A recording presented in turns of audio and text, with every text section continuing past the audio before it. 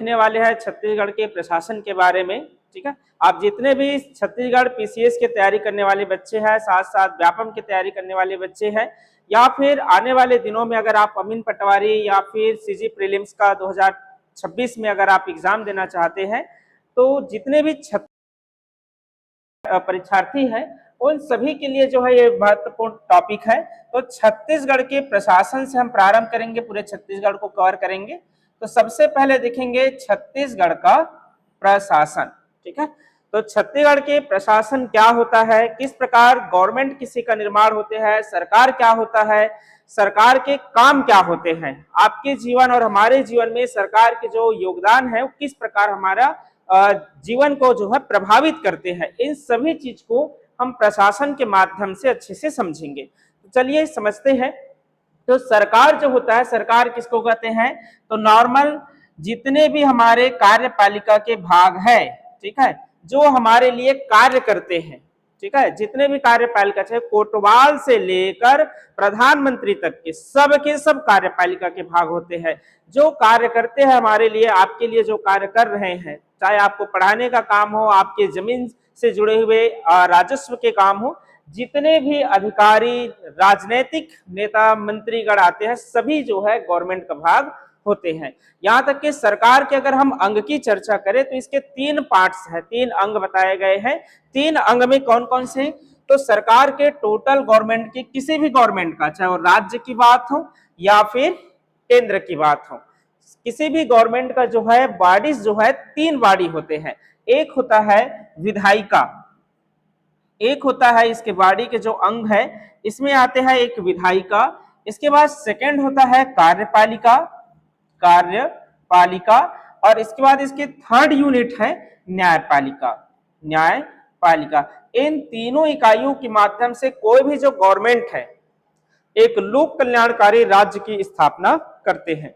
वैसे तो संविधान में हमारे मूल उद्देश्य यही था कि एक लोक कल्याणकारी राज्य की स्थापना के लिए गवर्नमेंट की जो है इकाइयां बनाया जाए। जैसे कि आज हम देखते हैं कि भारत में अनेक राजनीतिक दल हैं। वास्तव में जो संविधान के अगर हम रक्त ध्वनि की बात करें, रक्त धमनियों की बात करें, तो ये राजनीतिक जो पार्टीज होते हैं एक प्रकार के रक्त धमनियों की तरह काम करते हैं। ठीक है, और अगर गवर्नमेंट फेल हो जाए, मान लीजिए अगर आपके जीवन में जो है संकट है, आपको भोजन के अधिकार नहीं मिल रहा है, आपको आजीविका नहीं मिल रहे हैं, तो हम किसे गाली देते हैं, अधिकतर गवर्नमेंट को, सरकार को। ठीक है, कि सरकार खराब है, सरकार भ्रष्टाचार, इसलिए हमें आजीविका प्राप्त नहीं हो रहे हैं। जैसे आप सभी लोग अभी गवर्नमेंट की एग्जाम की तैयारी कर रहे हैं, है नहीं, अब गवर्नमेंट की एग्जाम की तैयारी कर रहे हैं, अगर आपके लिए वैकेंसीज ना निकाले तो हम किसको गाली देंगे या किसको बोलेंगे कि ये हमारे लिए वैकेंसीज नहीं निकाल रहे हैं, गवर्नमेंट को। तो गवर्नमेंट को बोलते हैं। तो गवर्नमेंट के 3 यूनिट हैं, केवल एक मुख्यमंत्री बस नहीं है।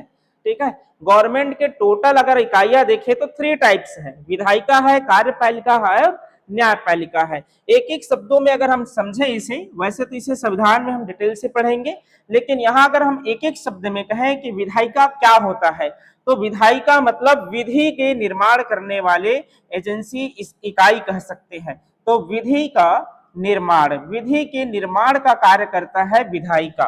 ठीक है, विधि के निर्माण के कार्य करने का उत्तरदायित्व है वह है विधायिका की जिम्मेदारी। अर्थात जितने भी नियम कानून है हमारे लिए, आपके लिए जो भी नियम कानून बनाए जाते हैं वो केवल विधायिका के द्वारा ही बनाए जाते हैं। इनका काम है बनाने का, ठीक है, बाकी इसका काम है उसको लागू करने का। जैसे एक मूर्तिकार का काम होता है केवल मूर्ति बनाना, ठीक है, बाकी उस मूर्ति को फिर उस पर पूजा पाठ करना, उसको श्रद्धा पूर्वक हम उसके आरती अर्चना करने का जो जिम्मेदारी है दूसरे व्यक्तियों का होता है। आमतौर पर मूर्तिकार मूर्ति बना देते हैं, तो समझिए मूर्ति बनाने का काम करता है। कोई भी कानून बनाने का जो काम करता है विधायिका करते हैं। ठीक है, और विधायिका जो भी कानून बनाएगा उसको कार्यपालिका लागू करते हैं। कार्यपालिका में कौन आते हैं, तो तमाम तरह के जितने भी हमारे मंत्रीगण होते हैं वो सभी कार्यपालिका के भाग होते हैं। मुख्य राज्य में मुख्यमंत्री, मंत्री परिषद, राज्य के महाधिवक्ता, इसके अतिरिक्त राज्य के जितने भी आपके प्रशासनिक अधिकारी हैं सबके सब कार्यपालिका का ही भाग होते हैं। ठीक है, तो इनके ही जिम्मेदारी होते हैं कि विधायिका के द्वारा जो भी नियम कानून बनाया गया है उसको जमीनी स्तर पर लागू करना। विधायिका का काम केवल निर्माण का होता है, लागू करने की उत्तरदायित्व इसका है। अब न्यायपालिका क्या करता है, तो इसका काम तो हो गया निर्माण का, विधि का। इसका काम क्या है, तो विधि के लागू करने की उत्तरदायित्व दिया गया है। अब इसके बाद अगर मान लीजिए कहीं विधायिका ऐसे नियम कानून बना दे जो आपके जीवन को प्रभावित करते हो, जैसे कि जैसे हमारे मौलिक अधिकार के अंतर्गत अगर हम देखें तो हमें जो है वाक अभिव्यक्ति की आजादी है, धार्मिक स्वतंत्रता का अधिकार है, अलग अलग प्रकार के अधिकार हमारे मौलिक अधिकार में चर्चा किए गए हैं। तो अगर इससे जुड़े हुए कोई कानून बना दे, ठीक है, विधायिका अगर कोई कानून बना दे, कहे कि आपको धार्मिक स्वतंत्रता का अधिकार नहीं है, आप किसी एक व्यक्तिगत विशेष या कोई एक विशेष धर्म को ही आप जो है मान्यता करेंगे, और अगर अलग धर्म को अगर आप मानेंगे तो आपको जो है इस देश से बाहर खदेड़ दिया जाएगा। अगर ऐसा कहते हैं तो कहीं ना कहीं ये हमारे अधिकारों का हनन है। या फिर किसी भी प्रकार का कोई भी नियम कानून हो, अगर कहीं गलत है तो उसको न्यायपालिका जो है अपने सानिध्य में लेगा और फिर उसका सुनवाई करेगा, और फिर अगर गलत पाया गया तो ऐसे कानून को न्यायपालिका जो है तुरंत रद्द कर देते हैं। तो न्यायपालिका का काम है संरक्षण करना, इनका काम है निर्माण करना, इनका काम है उसे लागू करना। अगर ये कानून खराब हो और कार्यपालिका ने लागू कर दिया तो उस कानून से संरक्षण करने का जिम्मेदारी किसका है, न्यायपालिका का है। तो न्यायपालिका जो है हमारा संरक्षण करता है, ठीक है। तो ये होता है सरकार के 3 अंग, विधायिका, कार्यपालिका और न्यायपालिका। इसके बाद हम देखेंगे सबसे पहले इसके विधायिका को, विधायिका का चर्चा करते हैं।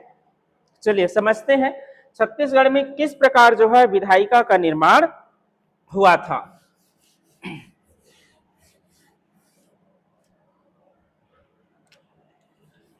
तो सबसे पहले देखेंगे विधायिका। विधायिका का कार्य क्या होता है, जस्ट मैंने बताया कि विधि का निर्माण करना, योजना का निर्माण करना, ये इसका कार्य होता है विधायिका का।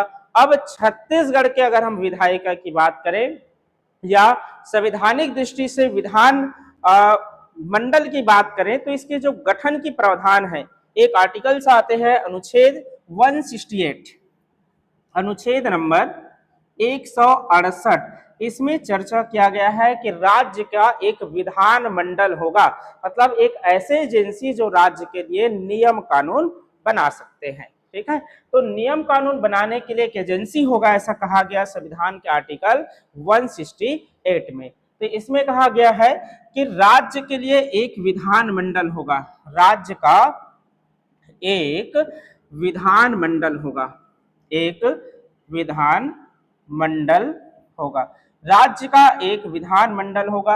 अब ये विधान मंडल में आते कौन कौन है इसे समझिए ध्यान से। तो विधान मंडल तो होगा, नियम कानून बनाने का तो अधिकार होगा, लेकिन बनाएंगे कौन, ऐसे नियम कानून बनाने का अधिकार किसे है, आपको है, हमें है, किसे है, ठीक है। अब हर एक व्यक्ति को तो अधिकार नहीं दिया जा सकता, अगर हर व्यक्ति को अधिकार दे दिया जाए तो सबका सोच, सबका जो है सिद्धांत अलग अलग होते हैं। तो किस व्यक्ति को हम नियम कानून बनाने का अधिकार दें, इसमें फैसला लिया गया कि निर्वाचित व्यक्तियों को अधिकार दिया जाएगा, अर्थात आपके द्वारा चुना जाएगा। आपके एक एक वोट का जो है ना बहुत ही महत्व मूल्यवान होते हैं। आप कभी भी इलेक्शन करते हैं, चुनाव में भाग लेते हैं, मतदान करते हैं, तो एकदम सोच विचार कर वोट किया करें। कभी भी जाति, धर्म और पंथ में जो है आप बहकर जो है किसी भी प्रकार के वोट को ना करें। सही व्यक्ति को चुनेंगे तो आपके सही विकास होगा, सही में लोक कल्याणकारी राज्य की स्थापना होंगे। क्योंकि एक गवर्नमेंट जो है, एक गवर्नमेंट पूरे के पूरे राज्य को कंट्रोल करता है, आपके जीवन को कंट्रोल कर सकता है। आपके जीवन 5 साल के लिए चुने जाते हैं कोई भी विधायिका। आप अगर गलत विधायिका चुन लिए तो आपका जीवन समझिए 5 साल खत्म। आपके जीवन के एक एक क्षण अनमोल है। यहाँ तो हम 5 साल किसी एक गवर्नमेंट को अपने हाथ, अपने जीवन का दे रहे हैं। तो सोच समझ कर इसमें आप जो है अपने मत का प्रयोग करें, ठीक है। तो यहाँ पर एक विधान मंडल होगा। अब ये विधान मंडल बना किससे है, तो किसी राज्य में जो विधान मंडल होगा एक सदनी होगा और किसी राज्य में द्विसदनी होगा। तो विधानमंडल के बारे में कहा गया कि विधानमंडल दो प्रकार के होंगे, एक होगा एकल सदनी, एकल सदनीय, एक विधानमंडल होगा एकल सदनी और एक विधानमंडल होंगे द्विसदनी, द्विसदनी, एक विधानमंडल होंगे द्विसदनी। अब एकल सदनी में क्या होंगे, तो एकल सदनी में दो प्रकार की चीजें आएंगे, एक आता है विधानसभा जो निर्वाचित होते हैं, जिसका मैंने एग्जांपल अभी दे रहा था, जो प्रत्यक्ष आपके निर्वाचन द्वारा चुने जाते हैं। तो इसके दो पार्ट्स हो जाएंगे, एकल सदनी जो विधानमंडल का निर्माण होगा वो दो भागों से मिलकर बना होगा, एक बना होगा विधानसभा, विधानसभा और एक इसी में शामिल हो जाएंगे राज्यपाल, राज्यपाल इसमें शामिल होते हैं। याद रखेंगे, अगर आपसे पूछ दिया जाए राज्य के विधायिका के कितने अंग है छत्तीसगढ़ में, तो दो अंग है, एक है विधानसभा और एक है राज्यपाल। अपना जो छत्तीसगढ़ है उसमें एकल सदनीय प्रकार की विधानमंडल की व्यवस्था है। राज्यपाल को इसमें क्यों शामिल किया गया, तो राज्यपाल वास्तव में क्या होते हैं, राज्य के वास्तविक कार्यपालिका के अंतर्गत अगर हम देखें तो कार्यकारी कार्यपालिका होते हैं। वास्तव में वास्तविक कार्यपालिका तो मुख्यमंत्री है, बट कार्यकारी जो इनके नाम से राज्य के कार्य किए जाते हैं वो राज्यपाल के नाम से ही होते हैं, तो राज्यपाल के नाम से कार्य किए जाते हैं। इसीलिए जितने भी कार्य है इसी के नाम से होता है और कोई भी विधि नियम कानून जो है बिना राज्यपाल के हस्ताक्षर के पूर्ण नहीं हो सकता, बन नहीं सकता। इसलिए विधायिका का काम कानून बनाना, और ये बना दिया तो कानून तभी बनेगा जब राज्यपाल उस पर अपना हस्ताक्षर करेगा। तो इसीलिए राज्यपाल विधायिका का भाग होते हैं। तो विधायिका अपने छत्तीसगढ़ में एकल सदनीय प्रकार की विधायिका है, ठीक है, एकल सदनीय प्रकार की विधायिका है जिसके दो अंग है, एक विधानसभा और एक राज्यसभा। अब द्विसदनीय प्रकार की विधायिका कहाँ है, किस प्रकार के राज्य में इसको बनाया गया है, तो इसे हम डिटेल से संविधान में पढ़ेंगे, बट अभी के लिए अगर हम समझें तो द्विसदनीय विधायिका में एक आता है विधानसभा, विधानसभा और इसके बाद आता है विधान परिषद, विधान परिषद और इसके बाद इसका एक और अंग हो जाएंगे, यह होता है राज्यपाल, राज्यपाल। तो इस प्रकार द्विसदनीय विधायिका में टोटल 3 अंग होते हैं, ठीक है, विधानसभा, विधान परिषद और राज्यपाल। तो ऐसे कितने राज्य है जिसमें इस प्रकार की व्यवस्था है, 6।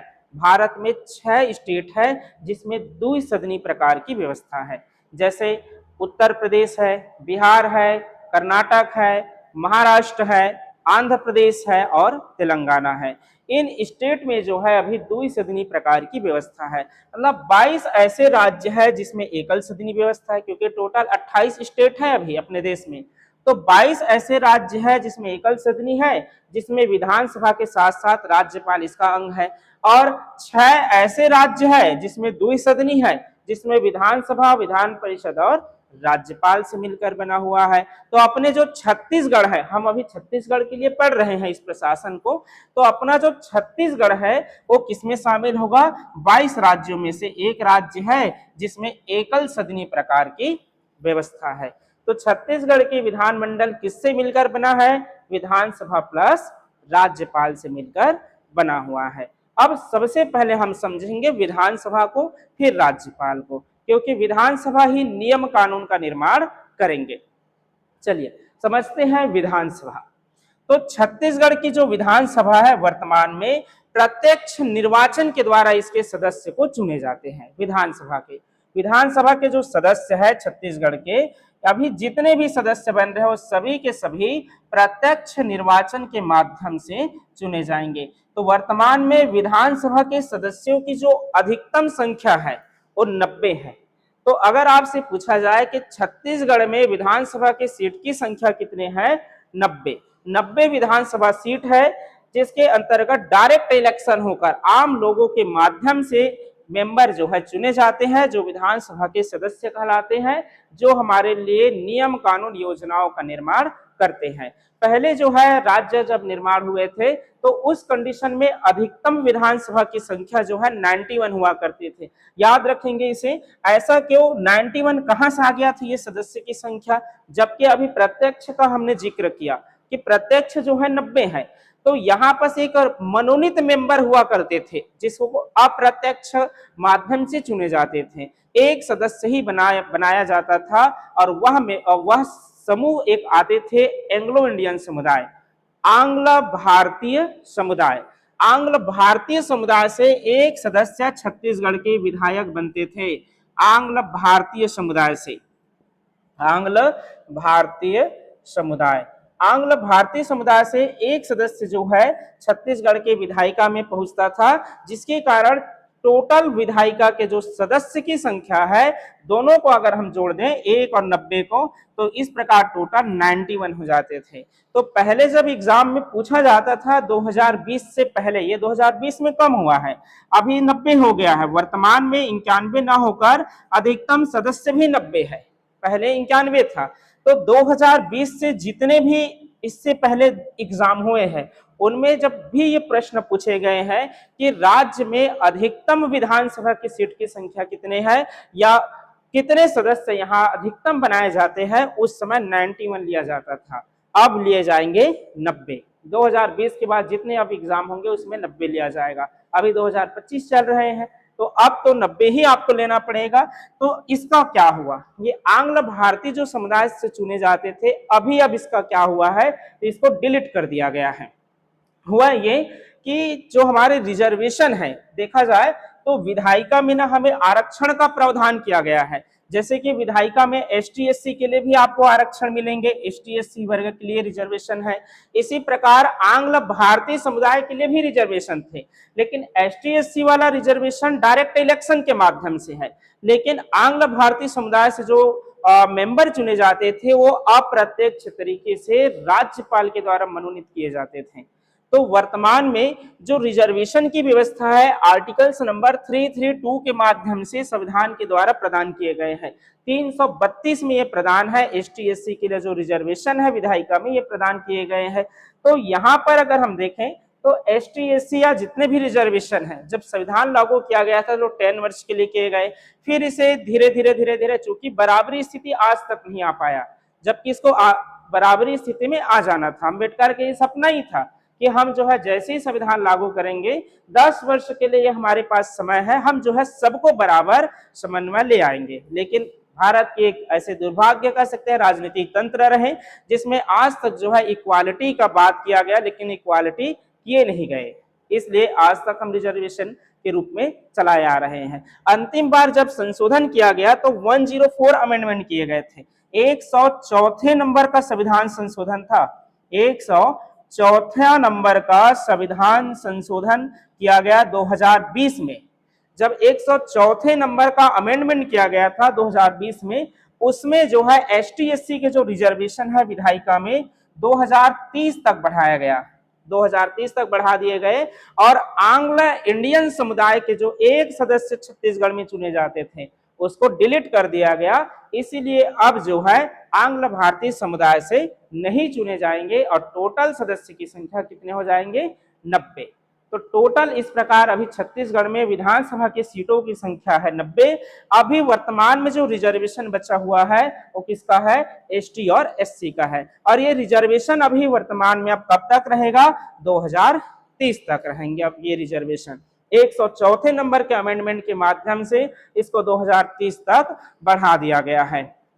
अब समझें तो ST SC के जो रिजर्वेशन दिए गए हैं इस 90 सीट में कितने कितने सीट जो है ST के लिए रिजर्व है और कितने सीट जो है अनारक्षित है, जनरल सीट है, ये आपसे पूछे जा सकते हैं, एग्जाम में बनता है। टोटल अधिकतम सदस्य की संख्या कितने, 90 है। अब ST के लिए अगर आप रिजर्वेशन की बात करें, ST समूह मतलब अनुसूचित जनजाति, ठीक है, तो यहाँ पर अनुसूचित अनुसूचित जनजाति के लिए छत्तीसगढ़ में जो 90 सीट है उनमें से 29 सीट 29 सीट जो है ST के लिए रिजर्व है, ठीक है, ST कैटेगरी के लिए। इसके बाद SC के लिए अगर हम देखें अनुसूचित जाति वर्ग के लिए, अनुसूचित जाति वर्ग के लिए छत्तीसगढ़ में 10 सीट रिजर्वेशन किए गए हैं और अनारक्षित सीट जो है जनरल सीट कहलाएंगे जिसमें कोई भी जो है इलेक्शन लड़ सकते हैं। जैसे अगर आरक्षित सीट में देखें तो वही व्यक्ति इलेक्शन लड़ेगा जो उस वर्ग के हैं, जैसे कि है डोंगरगढ़ सीट। डोंगरगढ़ सीट देखोगे तो आप एससी वर्ग के लिए रिजर्वेशन है, तो डोंगरगढ़ में आपके एससी समुदाय के ही व्यक्ति चुनाव लड़ सकते हैं। लेकिन आपके खैरागढ़ जो है अनारक्षित सीट है, यहाँ पर एसटी, एससी, ओबीसी, जनरल कोई भी व्यक्ति इलेक्शन लड़ सकते हैं, यहाँ कोई बंधन नहीं है। ठीक है, तो यहाँ पर अनारक्षित सीट की संख्या छत्तीसगढ़ में अगर हम देखें तो कितने हैं, 51 है। 51 सीट जो है छत्तीसगढ़ में अनारक्षित सीट की संख्या है। तो इस प्रकार 90 सीट में अगर हम रिजर्वेशन की बात करें तो एसटी वर्ग के लिए 29 सीट, एससी वर्ग के लिए 10 सीट और अनारक्षित सीट की संख्या, जनरल सीट की संख्या कितने हैं, 51 है। इस प्रकार टोटल ये होते हैं 90 सीट। अब आगे बढ़ेंगे छत्तीसगढ़ के विधायिका को। अब तो छत्तीसगढ़ के विधायिका से जुड़े हुए अगर हम देखें तो अभी हमने देखा कि छत्तीसगढ़ के विधानसभा की जो सीट की संख्या है अधिकतम कितने हैं, 90 है। और इसके अतिरिक्त इन 90 विधानसभा सीट में रिजर्वेशन की भी जो है व्यवस्था किया गया है।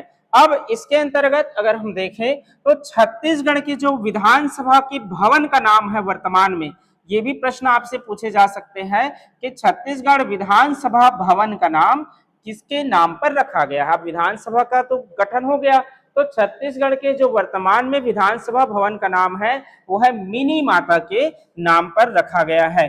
तो मिनी माता के नाम पर रखा गया है छत्तीसगढ़ के विधानसभा का नाम। मिनी माता का मूल नाम जो है मीनाक्षी देवी थे, तो मीनाक्षी देवी जिसे हम मिनी माता के नाम से जानते हैं, इसी के नाम पर छत्तीसगढ़ के विधानसभा के भवन का नाम वर्तमान में रखे गए हैं। मिनी माता छत्तीसगढ़ की पहली महिला सांसद थी, इसको भी आप याद रख सकते हैं।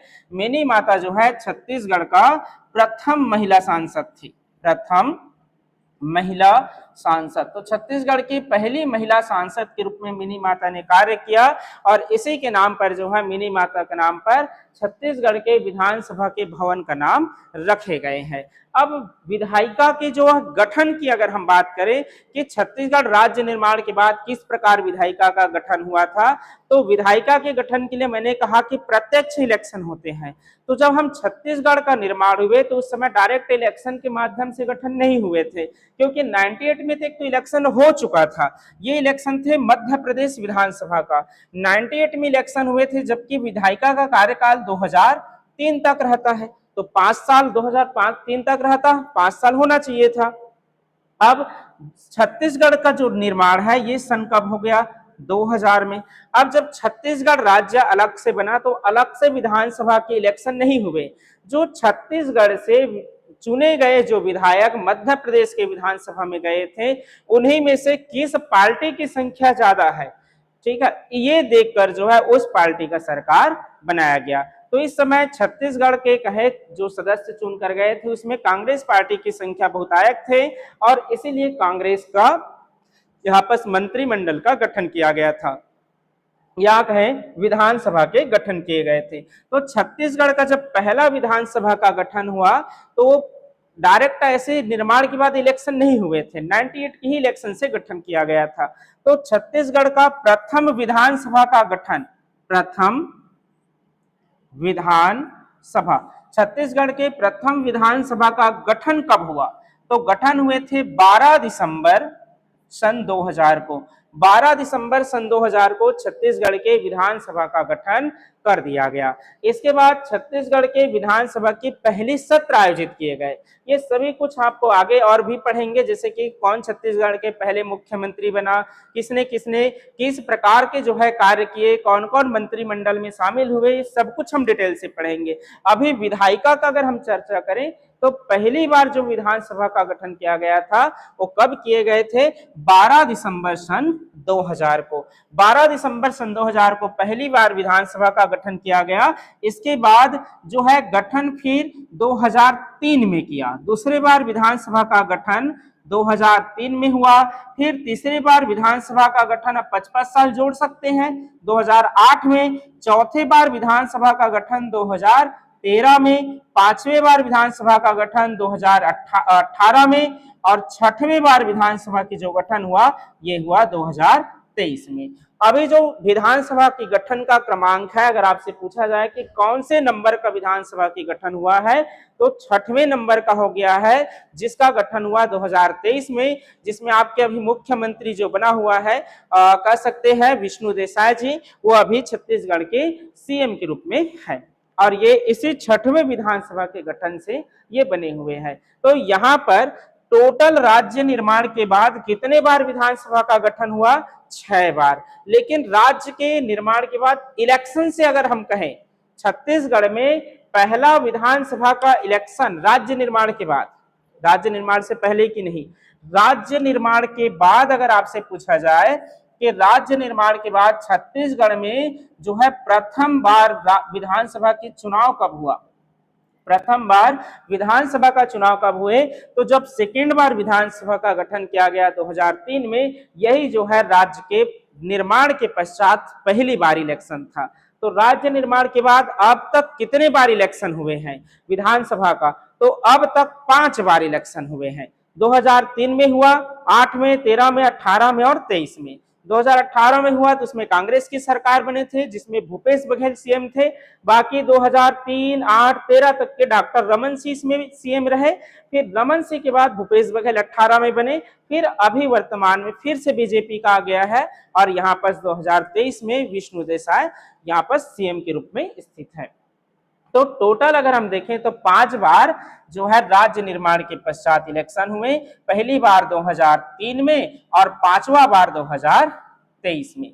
तो टोटल 5 बार इलेक्शन हुए हैं। लेकिन विधानसभा की गठन आपसे पूछा जाए कुल कितने बार हुआ है, तो आप लेंगे 6 बार। पहली बार विधानसभा की गठन 12 दिसंबर सन 2000 को हुए थे। इसके बाद जो है पहला सत्र आयोजित किया गया, उस समय जब राज्य का निर्माण हुआ तो अचानक से तो विधानसभा की भवन निर्माण हुआ नहीं था कि चलिए मिनी माता भवन निर्माण हो गया चले जाइए, इस प्रकार तो था नहीं। तो क्या व्यवस्था किए गए, पहली सत्र के लिए कॉलेज को चुना गया, राजकुमार कॉलेज नाम है, रायपुर में है ये, वैसे तो कॉलेज नहीं है स्कूल है, राजकुमार कॉलेज के नाम से प्रसिद्ध है। तो राजकुमार कॉलेज में ही जो है छत्तीसगढ़ का प्रथम विधानसभा के सत्र बुलाए गए।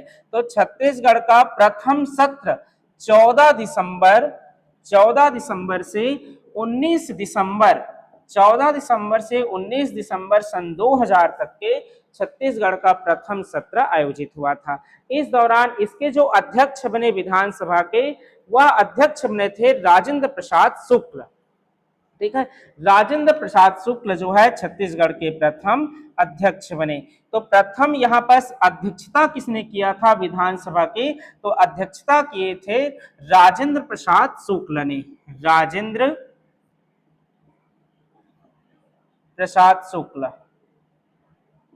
ठीक है, राजेंद्र प्रसाद शुक्ल ने यहाँ पर अध्यक्षता किया गया 14 दिसंबर से 19 दिसंबर के बीच जब ये आयोजित हुआ था।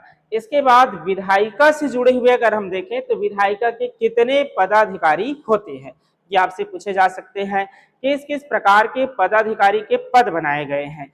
तो विधायिका में अगर हम देखें, विधायिका के अंतर्गत जो पदाधिकारी है, विधायिका के पदाधिकारी, इसको आप लोग नोट करना चाहे तो कर लीजिएगा, विधायिका का पदाधिकारी, तो विधायिका के पदाधिकारी में अगर हम देखें तो सबसे पहले इसके पदाधिकारी की बात करें तो एक होता है प्रोटेम स्पीकर, एक आता है प्रोटेम स्पीकर। प्रोटेम स्पीकर के बाद अगर हम देखें तो होता है स्पीकर, जिसको हम विधानसभा के अध्यक्ष के नाम से जानते हैं। तो प्रोटेम स्पीकर को कहें विस कह सकते हैं या विस, या विधानसभा के अध्यक्ष, विधानसभा के अध्यक्ष होते हैं। इसके बाद एक होता है विधानसभा का उपाध्यक्ष आते हैं और फिर एक होता है नेता प्रतिपक्ष। अब इन लोग कौन होते हैं, इनको कौन चुनते हैं, इनका कार्य क्या होता है, तो यहाँ पर अगर हम समझे सबसे पहले दिया गया है प्रोटेम स्पीकर। तो प्रोटेम स्पीकर कौन है, प्रोटेम स्पीकर कौन है, स्पीकर कौन होते हैं, उपाध्यक्ष कौन होते हैं, नेता प्रतिपक्ष कौन होते हैं। तो हमें पता है कि हमारा जो विधानसभा है 90 सीट है। अब 90 सीट है और अभी प्रत्यक्ष इलेक्शन के माध्यम से सभी चुने जाते हैं। तो जब नई इलेक्शन का परिणाम आता है, जैसे ही विधानसभा के रिजल्ट आते हैं, तो विधानसभा के रिजल्ट आने के बाद नई गवर्नमेंट का निर्माण होता है। जो पार्टी चुनकर आएगा उसी पार्टी का गवर्नमेंट बनता है। तो जब नई गवर्नमेंट का निर्माण होते हैं तो सबसे पहले उन विधायकों को जो है उनके पद की विधानसभा की सदस्यता दिलाया जाता है, ताकि वो स्थायी रूप से सदस्य बन सके। तो विधानसभा की सदस्यता के लिए एक प्रोटेम स्पीकर बनाए जाते हैं। ये प्रोटेम स्पीकर अस्थायी अध्यक्ष होते हैं, केवल 1-2 दिनों के लिए। इनका काम क्या होते हैं, केवल जो नया विधानसभा के सदस्य, जो नया विधायक चुने हैं, ठीक है, डायरेक्ट इलेक्शन से जो विधायक चुनकर आए हैं उनको शपथ दिलाना, ठीक है, इतना ही। तो 1-2 दिनों का काम होते हैं। इसीलिए प्रोटेम स्पीकर की जो नियुक्ति है मनोनीत होते हैं, नाम निर्दिष्ट होते हैं, और ये नाम निर्दिष्ट करने का अधिकार केवल राज्यपाल को है। तो प्रोटेम स्पीकर जो है नियुक्ति होते हैं, और इनका नियुक्ति कौन करता है, राज्यपाल करते हैं, राज्यपाल करते हैं। इनका कार्य तो नोट करना चाहे कर लेंगे। इनका कार्य क्या होता है, इनका कार्य नई जो विधानसभा की सदस्य चुने गए हैं उनको उनके पद की शपथ दिलाना वगैरह जो है इनके कार्य होते हैं। और एक नया विधानसभा के अध्यक्ष का इलेक्शन ये कंडक्ट कराता है। फिर विधानसभा के अध्यक्ष जैसे ही चुन लिए जाते हैं, प्रोटेम स्पीकर अपना कुर्सी छोड़ देता है। तो 3-4 दिनों का, हफ्ते भर का इसका काम होते हैं। तो यहाँ पर छत्तीसगढ़ के पहले प्रोटेम स्पीकर कौन थे, तो महेंद्र बहादुर सिंह। छत्तीसगढ़ का पहला प्रोटेम स्पीकर जो चुना गया था, प्रथम प्रोटेम स्पीकर, छत्तीसगढ़ के प्रथम प्रोटेम स्पीकर अगर आपसे पूछा जाए कौन थे, तो पहला प्रोटेम स्पीकर थे महेंद्र बहादुर सिंह, महेंद्र बहादुर सिंह, ठीक है। तो पहला प्रोटेम स्पीकर बने महेंद्र बहादुर सिंह। इसके बाद जो 6वें विधानसभा का गठन हुआ, मैंने कहा 6 विधानसभा गठन हुए हैं, 5 बार इलेक्शन हुआ है। तो 6वां जब विधानसभा का गठन हुआ तो उस समय राम विचार जो नेताम थे उनको जो है प्रोटेम स्पीकर बनाए गए थे। तो प्रोटेम स्पीकर के रूप में 6वें विधानसभा में प्रोटेम स्पीकर किसको बनाया गया था, राम विचार नेताम को, राम विचार नेताम, राम विचार नेताम जी जो थे 6वें विधानसभा के प्रोटेम स्पीकर बने थे। तो देखें प्रोटेम स्पीकर के बाद, तो प्रोटेम स्पीकर के बाद आते हैं स्पीकर। तो छत्तीसगढ़ के जो स्पीकर है इनका कार्य क्या होता है, ये किसके द्वारा चुने जाते हैं, तो स्पीकर जो है नवनिर्वाचित सदस्यों के द्वारा, नवनिर्वाचित जो सदस्य होंगे, जैसे अपने विधानसभा के सदस्य लेते हैं, फिर नवनिर्वाचित सदस्यों के द्वारा ही अपने में से किसी एक मेंबर को, अपने में से किसी एक मेंबर को जो है विधानसभा के अध्यक्ष के रूप में निर्वाचित किया जाता है। तो ये इसका निर्वाचन होता है, ये इसका नियुक्ति होता है, मनोनीत होता है, और मनोनीत के रूप में राज्यपाल मनोनीत करते हैं। लेकिन ये इसका इलेक्शन होते हैं, तो इलेक्शन में विधायक लोग ही भाग लेते हैं, विधानसभा के सदस्य लोग जो है भाग लेते हैं। तो इसमें विधानसभा के सदस्य के अंतर्गत अगर हम देखें तो इसके अंतर्गत इनका काम क्या होता है, तो इनका काम होता है विधानसभा के जो है अध्यक्षता करना, बैठक के संचालन करना, यहाँ तक के जो अपने छत्तीसगढ़ के विधानसभा सचिवालय है, देखा विधानसभा सचिवालय, वो जो है डायरेक्ट विधानसभा अध्यक्ष के ही नियंत्रण में आते हैं। तो छत्तीसगढ़ के ये सब इनके कार्य होते हैं। अब इनके अगर हम देखें कि कौन कौन जो है विधानसभा अध्यक्ष बने अब तक के, तो इनके पूरे क्रम को पूछे जाते हैं। तो आप पूरे के पूरे क्रम को जो है विधानसभा के अध्यक्ष का याद रखेंगे। इसके अंतर्गत पहला विधानसभा के अध्यक्ष बने थे राजेंद्र प्रसाद शुक्ल, राजेंद्र प्रसाद शुक्ल, पहला जो अध्यक्ष थे वो राजेंद्र प्रसाद शुक्ल थे। दूसरा अध्यक्ष थे प्रेम प्रकाश पांडे, प्रेम प्रकाश पांडे, दूसरा अध्यक्ष थे प्रेम प्रकाश पांडे, क्रम से याद रखेंगे।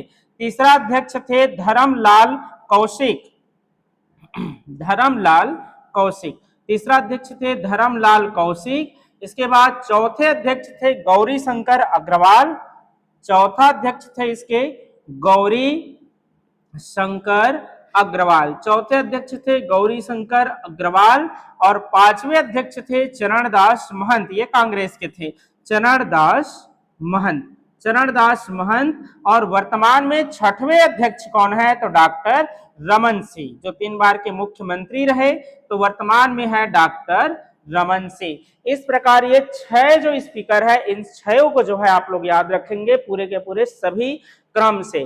पहला राजेंद्र प्रसाद शुक्ल, दूसरा प्रेम प्रकाश पांडे, तीसरा धर्मलाल कौशिक, चौथा गौरी शंकर अग्रवाल, पांचवा चरणदास महंत और छठवें नंबर पर है जो वर्तमान में है। तो वर्तमान में 20 कौन है, विधानसभा के अध्यक्ष कौन है, तो वर्तमान में है डॉक्टर रमन सिंह, जो 3 बार के मुख्यमंत्री भी रहे और ये बीजेपी से आते हैं।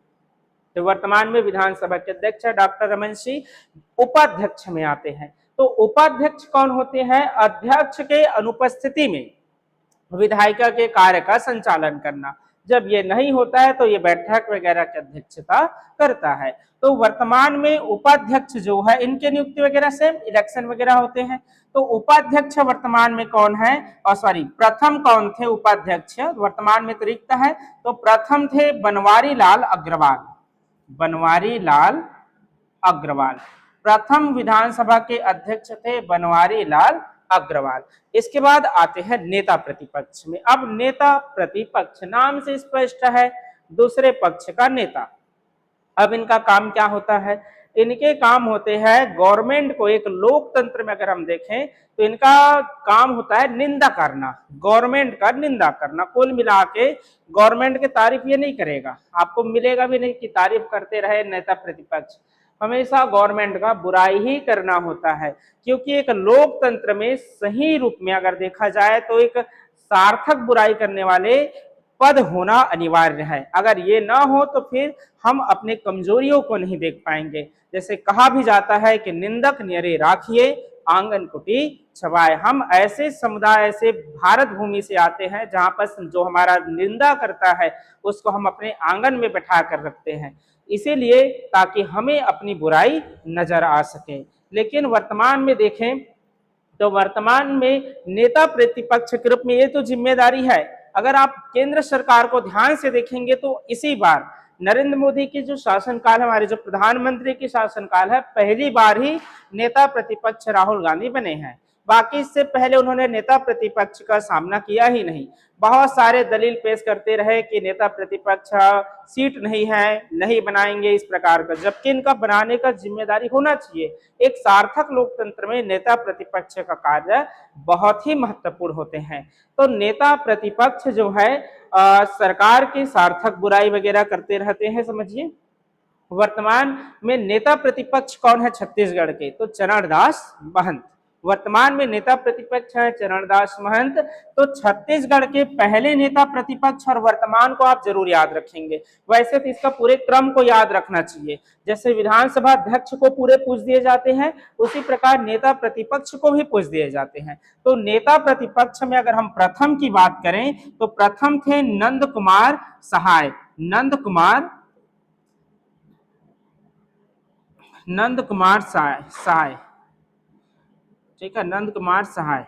तो नंद कुमार सहाय जो थे नेता प्रतिपक्ष में पहले नेता प्रतिपक्ष रहे, तो इसको याद रख सकते हैं। सेकंड नेता प्रतिपक्ष थे महेंद्र कर्मा, महेंद्र कर्मा द्वितीय नेता प्रतिपक्ष रहे। तीसरा नेता प्रतिपक्ष थे रविंद्र चौबे, रविंद्र चौबे जो थे तीसरे नेता प्रतिपक्ष थे। चौथे नंबर के जो नेता प्रतिपक्ष बने थे वह थे टी.एस. सिंहदेव, टी.एस. सिंहदेव ये नेता प्रतिपक्ष रहे। फिर पांचवें नंबर के नेता प्रतिपक्ष थे धर्मलाल कौशिक, धर्मलाल कौशिक पांचवें नंबर के नेता प्रतिपक्ष रहे। छठवें नंबर के नेता प्रतिपक्ष यहाँ नोट कर रहा हूं, छठवें नंबर के नेता प्रतिपक्ष कौन थे, तो नेता प्रतिपक्ष थे छठवें नंबर के नारायण चंदेल। और सातवें नंबर के नेता प्रतिपक्ष थे, नेता प्रतिपक्ष के रूप में सातवें नंबर के, ये है वर्तमान में सातवां कहें या वर्तमान कहें, यह कौन है, तो चरणदास महंत, तो चरणदास महंत जो है वर्तमान में नेता प्रतिपक्ष है। तो ये थे विधायिका के पदाधिकारी और साथ साथ छत्तीसगढ़ के विधायिका, कैसे विधायिका के गठन हुआ, किस प्रकार, कितने जो है छत्तीसगढ़ में विधानसभा के सीट है और कौन कौन जो है विधायिका के पदाधिकारी हैं। बाकी के जो है क्लासेस आपको आगे के वीडियो में प्रोवाइड कराया जाएगा। तो हमसे बने रहने के लिए अगर हमारे साथ तैयारी करना चाहते हैं तो चैनल को लाइक करें, सब्सक्राइब करें। चलिए।